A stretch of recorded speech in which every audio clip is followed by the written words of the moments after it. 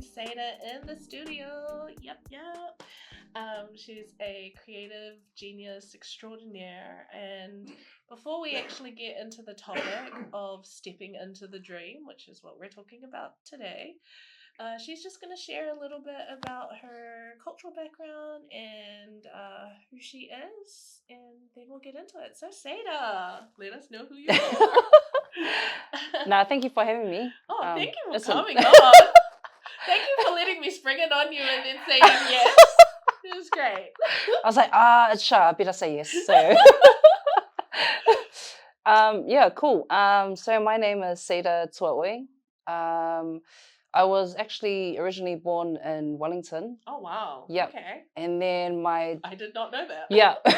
And then my dad moved us up to Auckland. Mm-hmm. And then I'm currently living in Hastings. So basically just done a whole leap.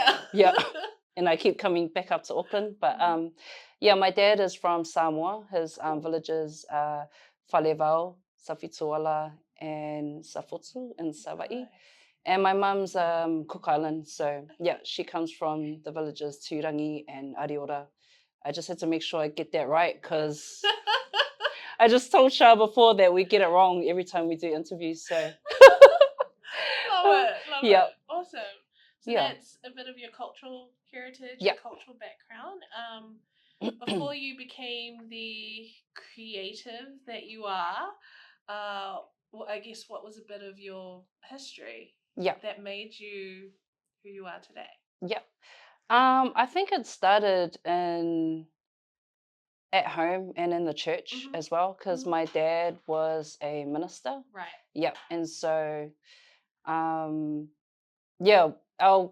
me and my brother's upbringing has always been in the church. Right. Yeah. And so that's probably the reason why we moved up to Auckland, was so that my dad could pursue that dream for him. Yeah.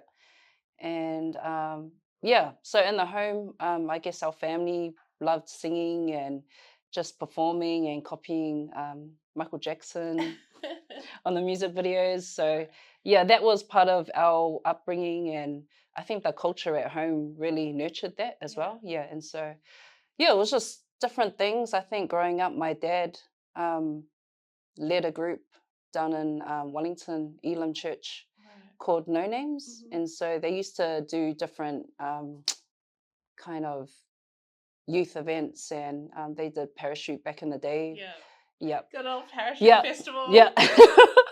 and Matamata, I think. So just traveling with them and seeing that as a young child, I think that really instilled the performance factor for me. And I think music, church, family events, our grandparents forcing us to perform in the in the lounge whenever guests would come. So I think everything was an amalgamation of just where I'm at the moment.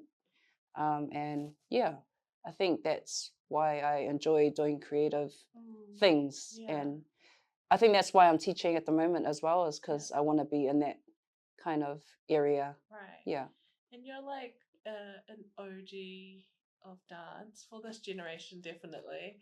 But you are extraordinary at the styles you do, and you have such a wealth of experience. What drove you to pursue that level of excellence in your dance art, I should say? Yeah. Because you're also a singer. You also have a band with your cousins. Like, there's so many things that you've done in Aotearoa, but also in terms of dance on an international stage. So what drove that specific pursuit of excellence in this area? Yeah. I think it was my grandparents, especially with me and my cousin Supu, who's very gifted in music as well. And so I think us being the eldest grandchildren, we were always told to do everything in excellence by our grandparents. And that kind of seeped through our parents, just the values that they kind of carried at home was to do everything great. And if you're not good at it, then try again. And just keep trying to be, the pursuit of excellence was definitely a value at our house. And so, yeah, I've tried to do that in every aspect of my life, not only creative stuff, it's, the relationships that I have with people. It's turning up on time, just little things like that. Yeah, it's just making sure that, that I'm showing my best version, I think. And it can get a bit tiring at times. Yeah, just having that as the eldest in my family. And so, yeah, it's trying to balance what does excellence look like in this season compared to another season as well. And so it's always different and it's evolving as well. Yeah. And obviously, I know you, but our viewers and listeners wouldn't. So can you give us, I guess, before we get into talking about the dream, a bit of your background history as a creative in terms of your singing and even your dancing and like what that's looked like? Because some of our viewers probably wouldn't have any idea what you do. So yeah, if you could let us know, that'd be great. No, that's cool. So I went to Rutherford College and Rutherford. Sorry, I should have put a disclaimer on that. My bad. Wow. Good old Ko tuku. Love it. To be honest, it was either that or Avondale. Yeah. And my parents were like, which one? And I was like, oh, Rutherford looks like it's got a good dance department. Yeah. And so I decided to stay there.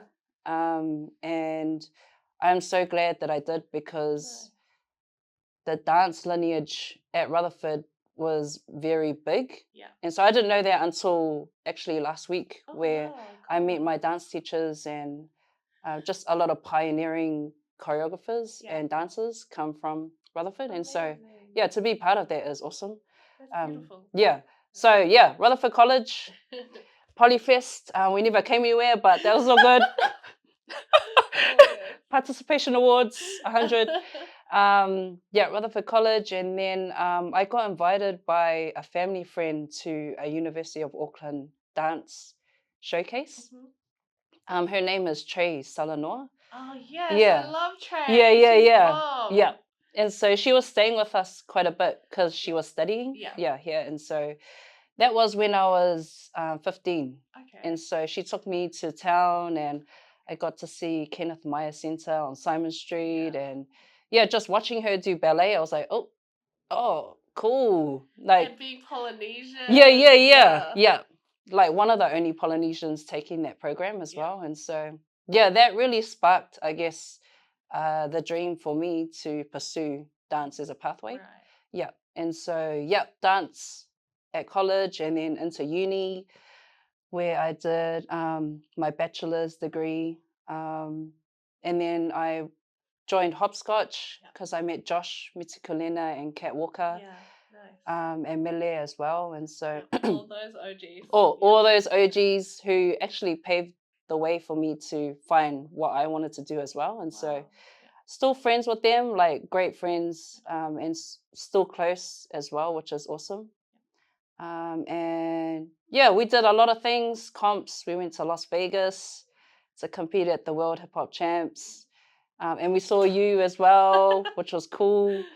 And then from there, I think I finished uni and I still didn't know what to do. And so I did another year of honors, just to figure out what you wanted to do, which direction you wanted to head. Yeah.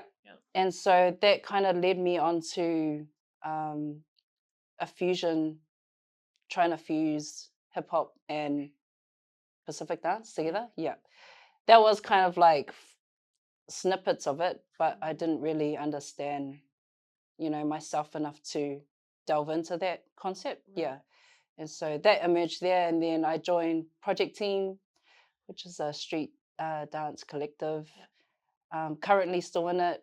And me and my friends are part of the 2.5 Brownies. Trio. And we got to go to Worlds again in 2019. We've done a lot of dance events, battles, comps, and still running these types of events, which is great because it's a good link to the community as well. And so, Yeah, and in between then, 2011, I think, me and my cousins created a band called Revere. Yeah. Yep. Um, And you guys, was it album or EP? Like, yes, album yeah. launch. Yeah, that was dope. That Yeah, was yeah. so cool. That's because you helped us out. We didn't know we needed a producer at that time, and you just came clutch to help us out. And so did Knowles too, and Amy. Yeah. So the A team and Knox, sorry, and yeah, came to help us out on the night. And I don't think we understood the scope of just how big music could be for us. Yeah. Yeah. And so, yeah, I think. You guys are classic summer jams. Every Yeah. summer. Like, your music is so good. Yeah. Yeah. And I love jamming with MA because I think it just reminds me of home as well. Yeah. And just practicing in the lounge, as kids as well, just goes back to childhood memory. Yeah. And yeah, and we released an album in 2018 when we did the EP launch. Yep. And so, yeah, from there we got nominated for Best Gospel category as well, yep. Twice at the Pacific Music Awards. Awesome. Yep. Yeah. And yeah, I think that's kind of ties into when I started Teachers College. Right. Yeah. Okay. And so I went back to uni to do a diploma in secondary teaching. Mm-hmm. And I've taught at quite a few schools up in Auckland, and now I'm currently in Hastings at Karemu High School. Nice. So it's a pretty packed, long journey. So far. Yeah. I've probably missed out a lot of things. I mean, yeah. Oh, sorry. Massive part is the Watchman journey that I had. Sorry. Yes. That's massive. Yes. That journey started 2015, 2016 when I actually saw Knowles compete in Wellington at Crump Nats. Yeah. Yeah. And so part of that was being curious about the style and the community. They were very welcoming. And so I really wanted to try the style. Yeah. Totally. And so she asked me to come and jam, and we had a lab. And yeah, just from there, that Watchman journey led into being in LH combined as well. And yeah, that's been a massive journey in itself as well. Just getting to know an OG like Knowles. And she has a massive kind of, she's part of the excellence standard as well. Yeah. She pushes for excellence as well. Absolutely. Yeah. And so for me, seeing that in someone else is like, oh yeah, I'm in the right kind of field and I have great friends. So yeah. I love that. Yeah. And it's cool because I've been able to witness that journey as well. Yeah. And see the growth. So it's cool to just to watch the evolution of it.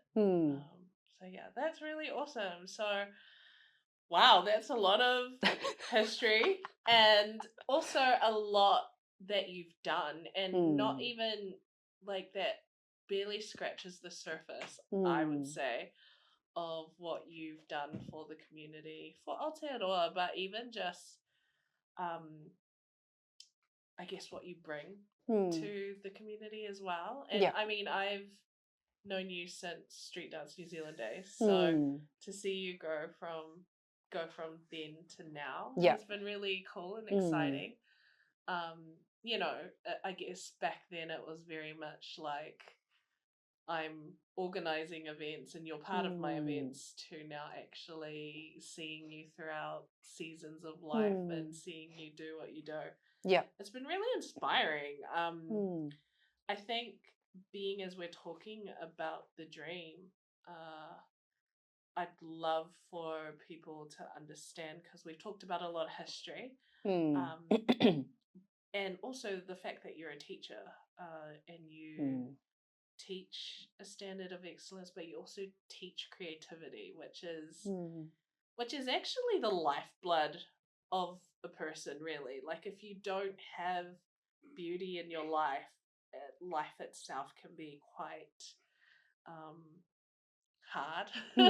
So these moments of beauty that you naturally live in, I guess it would be really cool for our listeners and viewers to understand your heart and your why in your dream, because we're talking about dreaming. Yeah. So yeah, could you share or elaborate? Yeah. Yeah, I think just like before, the seasons change, but I definitely know my purpose in life is to help others. Yeah. And so I've been grateful that I've been around great creatives, and worked under them as well to figure out what that kind of looks like in different contexts as well as, you know, dance and theatre, and in the school system too, where creativity is kind of rigid a bit. Yeah. And so, yeah, I think the dream for me is pretty much creating. Yeah. And it's funny. Yeah, full time. You know what's funny? I actually had like a little meeting with my principal about, I guess, how I'm going in school, and I've been there for 2.5 years now. And so there was a question that she asked that I had to write before our meeting. What would I like to do in 5 years' time? Like, what's the dream? Yeah. And I just wrote creating full time.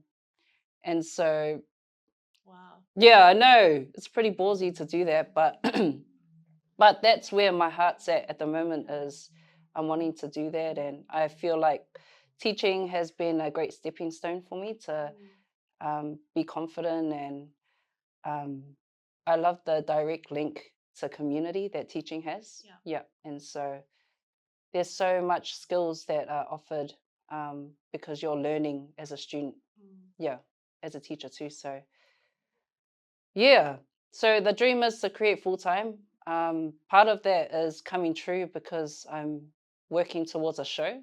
Yeah. As part of the Hawke's Bay Arts Festival. Wow. Next month. That's dope. Yeah. And so in the past, I think 3 years, I've created dance videos based on the fusion that I'm trying to explore, which is hip hop, specifically popping and Siva Samoa. Yeah. But those were kind of like testers to see how people would react, because it's quite different. Yeah. It can be daunting. And I think we've talked about this previously, how you're creating a fusion of traditional cultural style and mixing it with this other dance style that is more modern and new. But also for me, because I'm very much a purist when it comes to traditional dance, I loved your styles because you weren't trying to change the tradition of our cultural styles, especially in Siva Samoa. You were actually just bringing forth what was and then adding to it, as opposed to trying to like make it this modern-esque type of thing that loses the tradition and the culture of it. So I really loved your videos because of that. Like I found them inspiring, but I also loved that the movement was authentic. Whereas a lot of the time when people are trying to fuse things together, that happy medium or that balance doesn't always articulate itself well when it's presented. So yeah, it was very interesting because I remember being like, oh, she's doing a fusion thing, and I was like, this will be interesting. And then I watched it and I was like, wow, this is actually brilliant. It's because it was beautiful. And I even loved how you got I think it was your very first one you did. And you had other dancers involved. And I just thought it was so beautiful because some of those girls didn't know how to do Siva Samoa, but they were amazing at the other styles. But to see you like merge those two worlds together and to see other people are starting to do it as well has been really cool, because it actually captures both worlds that we're raised in as Yeah. well, like this really cultural, honorific world compared to this very individual Western world. And pushing those two together has been very interesting, but you do it so well. And so, yeah, I definitely loved that you were creating these type of pieces, because it was almost foreign in our communities, I guess, in a sense. Or maybe that was just me, or maybe I'm just picky and I only watched your stuff. I don't know. Who knows? Yeah. But do you know what I mean? And like I said, that standard of excellence didn't drop, so it was very inspiring to watch. And yeah, I loved it. Yeah. I don't know what that tangent That's was. cool. But yeah, that's good to know. Yeah. But I definitely feel, that the spirit of excellence, just in terms of honoring the styles, like I've always learned to know the history of styles, and so making sure that I knew who created popping and how did it evolve, how did it get to New Zealand. And then even Siva Samoa was like going back to Samoa, seeing what that feels like, being in that environment, because it's different in New Zealand. Totally. And so I think part of it is the conversations that I was having with people that really enabled me to try. And I think the essence of it is the movement. And so I didn't want to create like a massive concept, even though it is about cultural identity and stuff like that. But I think the heart of it is just the movement, the similarities, how it contrasts, how it can be tried on different bodies, like my first video. And to be honest, I was just grabbing all my friends to do a video for free. And it turned out really good. So, yeah. Yeah, and since then you've done other projects, other video projects, and you've also been part of national shows and international shows showcasing your style, but even with your popping and stuff like that, because you are very well known in our New Zealand circles as a popper, or one of the good ones in New Zealand. Do I say good, great, best? Good. Like standard. No. The standard, you create the standard. Nah. There. Wait, don't come for us, okay, guys? Don't bet on me. Because she'll waste you. No. Retired. No. But in terms of creating 24/7, what do you think that would look like to you? Would it just be dancing 8 hours a day or something? Like, what would it actually look like? Yeah, that's hard, because I think just reflecting on the history that we kind of spoke about, most of it's been dabbled in different areas and just performing. And so now I think a little bit older, being creative of a style that hasn't been done or done full time is a little bit daunting to me, because there's no kind of template for it. And so, and part of that excites me as well, like stepping into that. And that's the reason why I collaborate, is just to see how others work, and see how different freelancers kind of live off their art. And so, it's a foreign thing for me to step into. And I think it takes a lot of confidence to step into that as well. And so, do you think it's timely as well, in that you can see this dream becoming a reality now? Because has it been a dream of your heart for a while, but it's now you see things are starting to fall into place? And I think just backing different people's dreams and visions, now it's kind of like God's like, oh, it's your time to step up now. And sometimes it's just like, oh, but I don't want to do all the things. Yeah, so that part is a little bit different for me in the sense because, I'm so used to helping out. Right. And yeah, being a performer, you get to just be the performer. Yeah. As opposed to being in the background, directing, producing, making it all happen. Yeah. And I think that's where the teaching skills have really honed my kind of skill set as well, just as a, administration and figuring out what taxes look like and stuff like that. So all the life stuff skills that we love. Yeah.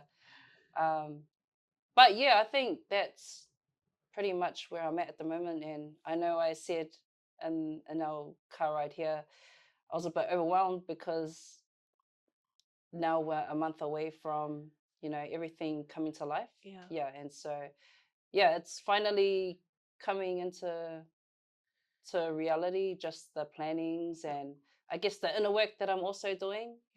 Yeah, just with, conversations and resting and being away from family. I think in Hastings, only 5 hours away. But you would know because you drive it all the time. 5.3, nah. But yeah, it's different being in another community and navigating that as well. And it's funny because Napier, there's no families or kind of, I guess, childhood friends that I had down here. So I just had to, from the ground up, just create community. And so that's been interesting as well. A learning curve. Yeah, learning curve, and have to watch my back too. And nah. No, but it's been really cool. Like, just there's a group of ex-Aucklanders that live there. So we all huddle and we just laugh at what we, go through on a day-to-day basis. And yeah, it's funny because we felt like we ran away from Auckland.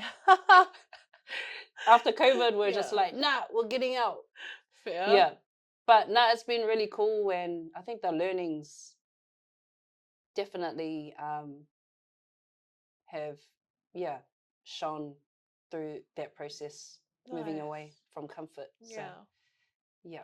That's so, even though in a sense you would have seen it as running away, at the same time it's allowed huge growth by the sounds of it. I just want to bring us back to the topic at hand, which is dreaming. Why do you think it's important to have dreams? I always think back to my grandparents migrating to New Zealand. Yeah. And just the sort of dreams that they had moving here. And I always think, oh, did they ever think that we'd be reaching for something else as well? Yeah, or dreaming of another dream. And so I feel like I'm living my dad's dream because he moved from Auckland to study at Bible college. And so part of me is like, oh, when I start to have children, that they're living my dream as well. Yeah. And so I feel like it's a generational thing. I feel like it's passed down. But it also comes back to living a curious life as well. Always exploring, and I always felt never to settle as well. Yeah. Totally. And so for me to keep dreaming and keep pursuing and keep pursuing excellence too, I've always felt like I'm just yearning for something to be better at whatever giftings or talents or things or visions that God has given me too. So yeah, I feel like it's important to dream. And I always try to tell my kids, like, oh, my students, oh, what do you guys want to do when you leave? And what's that going to lead to? And do you ever want to leave Hastings? Yeah. Or do you want to stay? You're like, yeah, it's just, I love to have those types of conversations because it helps me think about my own dreams as well. When it comes to dreaming, you actually have to allow yourself to look beyond, beyond your circumstances, beyond your social settings, your upbringing. And dreaming for me is a form of soaring. Like, to dream is to imagine something that hasn't yet happened. Yeah. And I think that's really important as Yeah. creatives. I am creative. In a sense, in all my circles, I'm a bit of a different creative, but I'm also, in some ways, a scaredy cat creative, because I don't like. I have a lot of stuff internally, but Yeah. to actually bring it out would take courage. And so I find a lot of the time I'll hide behind people and be like, I'll help you with your event and let's go do your event. Yeah, yeah. But my own stuff just stays inside. And I am getting better at bringing it out. But at the same time, I second guess myself a lot. So that's why dreams are so important, because even when you second guess yourself, Yeah. a dream is bigger than you. And it has to be for it to, like, you have to realize you can't do this by yourself. Yeah. And that's what makes dreams so amazing, because I guess for me, like, I wouldn't be able to fulfill any of my dreams if it wasn't for who God is in my life. So it's amazing in that sense. Like, 5 years ago, who would have thought I'd have a podcast? Like, and yet the dream started in 2018, and here we are in 2023. I have this amazing production company who have partnered with me. I've got the best production team who literally create something out of nothing. Fairy lights. Fairy lights are the way to go, guys. And yeah, this is so fulfilling for me. And it was something I've talked about for a long time. And then when an opportunity arose and it was like, you can do it, I was like, okay. And I was really scared when I did it. But at the same time, I've got 1 season under my belt. We're in season 2 now. And I love that I'm able to create this community where we get to platform Pasifika and Māori women, and even just women of excellence who have actually been in the trenches, have walked through the different seasons, have been challenged and have overcome. So I think even when we're talking about dreaming and seeing your story and all the things you've been through who have made you who you are, I think that's really important that these stories are told, because we learn from listening to others. I mean, all our cultures were oral traditions until recently in colonization where we're starting to write things down. But just because our oral traditions are spoken doesn't make them any less important. So yeah, it's kind of cool to see even that fusion of being able to write our stuff down now. Yeah, it's kind of really cool. So yeah. So again, with dreaming, what do you think is really important to support the dream or the vision when it comes to bringing it to life for you? Yeah, definitely having a strong support system. And sometimes when you're, as a creative, you're always got ideas and things in your mind, but when you bring it out and you have people that can help you extract that from your brain and put it onto paper, like that helps. Like bounce stuff off soundboard. Yeah. And it also kind of humbles you because you're not good at everything as well. Yeah. When you try to be really good at everything, and so it's funny because last night we had a meeting and just tried to nut everything out for the show. And then just realizing, oh man, I actually can't do this on my own. I need people to be with me. Because which show is this one that you're talking about? Oh, so this is the Ko'o Malosi show. Nice. Yeah, in October. So cool. Yeah, and part of that was leaning into help and to support and friends, and so yeah, I think that's a massive part of the dream. Any person's dream is to have that cushion almost, yeah, when you think of doubting yourself and not wanting to actually pursue it because it's like, oh no, it's hard now. I can't do this. Yeah. So do you think that because we're more village minded and tribal minded in our cultures, when we dream, it is always about the collective? Because I've noticed in Western culture, or I guess in colonized or European societies, a lot of the time it's about getting to the top. Yeah. And they don't care who they step on to get to their top. You're just climbing the ladder to get there. Now, not everyone, in saying that, that's a generalization. Not everyone steps on everyone, okay?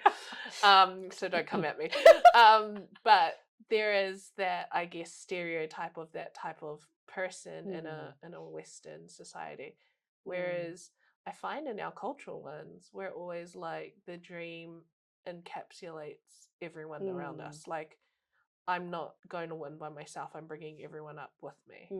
I found that even doing this podcast with like Hannah, who is one of my good friends and actually was the one who greenlit everything and pushed, had the meetings to push for me to get into this space. She was just like, I love your idea, let's do it. And I was just like, okay, how are we going to do it? I don't have any money to do it. She's like, let's just do it. And the dream became a collective one, and it became bigger than myself because it was no longer just a grassroots podcast I was just going to start. It was actually like, if we're going to do this, we're going to do it with excellence. But it did take that collective community. Do you think that kind of shapes the way we dream? Yeah, definitely. Yeah, it's got that value of family and community, and I think because we've been brought up in that, like, just like a community of church, like helping, supporting each other, and it's like we're not alone in this as well. Yeah, and so I definitely think the team is like one of the best values to have in any kind of organization. Yeah, absolutely. Yeah, I would absolutely agree. I think in terms of teamwork, teamwork makes the dream work. I know that's such a cliche saying, but it's very true. Yeah. I mean, just with projects, events, or things I've been a part of, it's definitely taken a team. It's never one person running it solo with a bunch of people just being told what to do. It's actually very collective. It's also people's ideas and the way they bring their ideas about in their areas. They're allowed to thrive if you're under someone with a good vision. So that's true. Yeah, I found that very interesting as well. Yeah.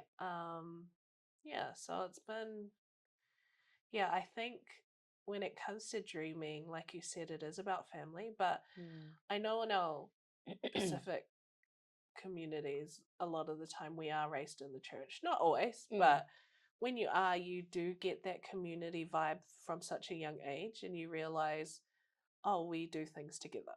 And I've always really loved that.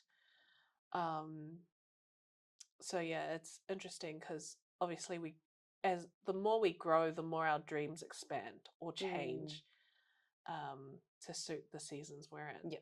But I do think dreaming is very important, or even just having a vision for your life. Yeah. Is so important because when you don't have a vision, it's almost like life is mundane. And I think, I'm not sure if it's a Bible verse or a saying, but they say if you don't have vision, you perish. So I think that's very key as well. Yeah, it's like the life force, yeah, that kind of pushes you to pursue whatever.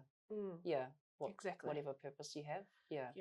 And so I think when it comes to dreaming, especially as Polynesians and Māoris, we are always about our ainga in our whānau and about the future generations. And that dream encapsulates everything moving forward. It's about pushing forward to see the next generations grow.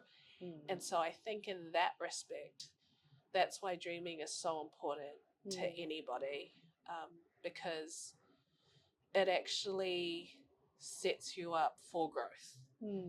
And if you're not growing, if you're not moving, you're staying stagnant.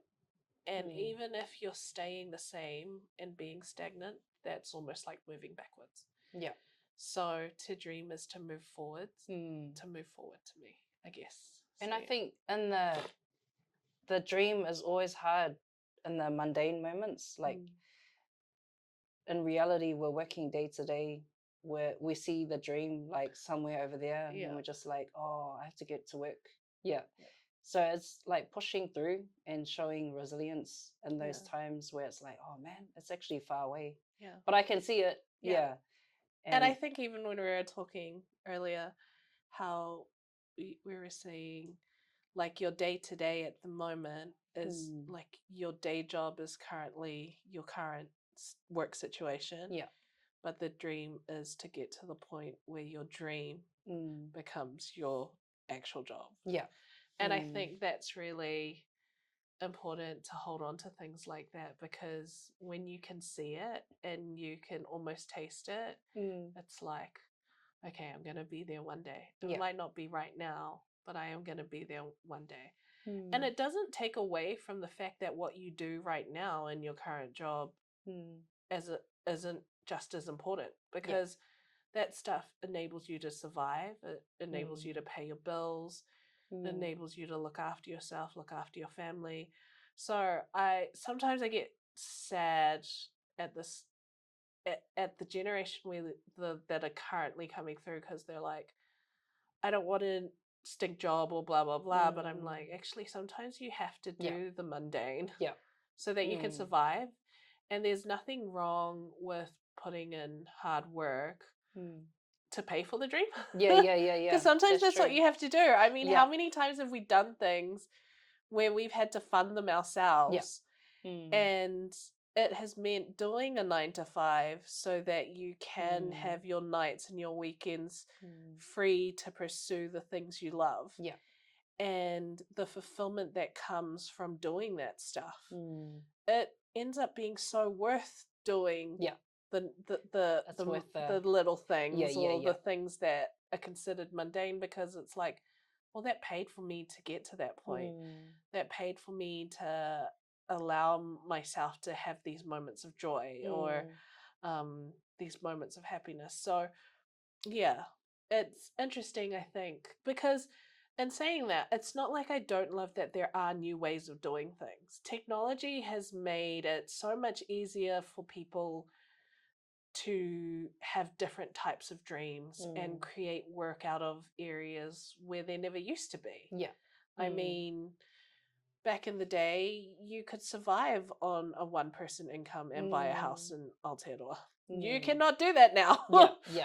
You're lucky if you get a whole family living in one house and paying off the mortgage altogether. Like things like that, which that's true. I guess back in the day, you know, it would have been like, why don't you have a house by now? Whereas it's like, have you seen the market in Auckland? But even that could be a dream for you, buying a house. It's something that is bigger than yourself, that may take a collective to do, but it's about chipping away at it. Yeah. That's cool. That's a cool way of looking at, you know, whatever you want to pursue, chipping away slowly. I mean, I'm really blessed in that I've been sick for a while, and yet it hasn't stopped me from being able to like actually dream beyond what I want to do. Like at the end of the day, I still am finishing my studies. I have this podcast, which has been so fulfilling for me, but I also have dreams outside of that. Like I really do want to get into psychology. I really do want to create certain types of communities where women can be seen and heard, and where they can thrive. So for me, all of this is just part of the journey and part of creating ultimately what I would like to have, well, what I would like to put out into, I guess, our communities and societies. But I'm just one person, and yet everyone who's pursuing their dreams and everyone who's looking at their visions, they're all adding to the collective that creates the beauty in our country or even in the world.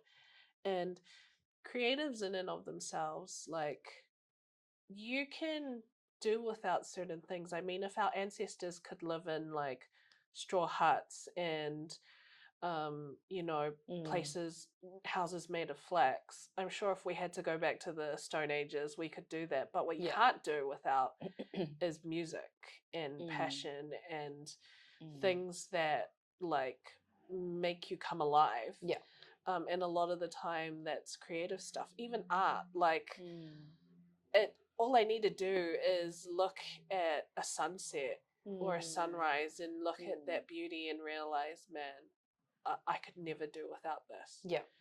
But I suppose I could live in a tent for the rest of my life if I had to. Do you know what I mean? Like, there are certain things we're accustomed to and certain things that we want because we're a lot more privileged now. And thank goodness for plumbing. But do you know what I mean? You can actually live without a lot of that stuff if you had to. But beauty, like creative stuff, you very much can't. I cannot imagine a world without music. True. Like, I just can't. And you know, the cool thing about creativity is that it's free. Right? It's free. You can just make it up on the spot with nothing. And if you don't have rhythm, that's okay. Still be creative. That's why you have people around you, so you can just copy them.